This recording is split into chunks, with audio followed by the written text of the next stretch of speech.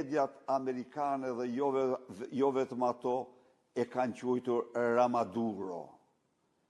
Këto zhvillime në Venezuelë janë një inkurajim shumë i madh për opozitën shqiptare për të bërë detyrën e vet largimin sa më shpejt nga pushteti të një personi, të një diktatori që qëndron mbi votën e grabitur, mbi lidhjet e tij me krimin dhe drogën dhe vjedhjet e shqiptarëve.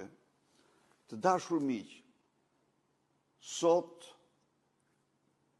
gjithashtu populli iranian është në rrugë kundër regjimit të Ajatullahëve.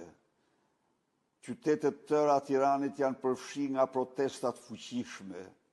Le të urojmë që Ajatullahu dhe suite e tij të kenë sa më shpejt fatin e Maduros. Viti i ri në Shqipëri nis në një kohë kur në prag të vitit Edi Rama apo Ramaduro i shpalli luftë të hapur sistemit të drejtësisë dhe pranoi të gjithë fajësinë e tij. Ndaj dhe përgjigja jon do të jetë absolute ndaj tij.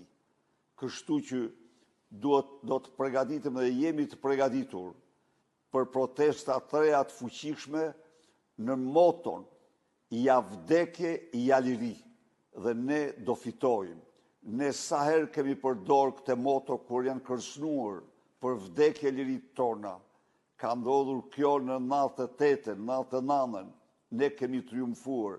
Ka ndodhur në 91, ne kemi triumfuar. Po ndodh tani në mënyrën më të paimagjinueshme pas 35 vitesh pluralizëm dhe ne do fitojmë.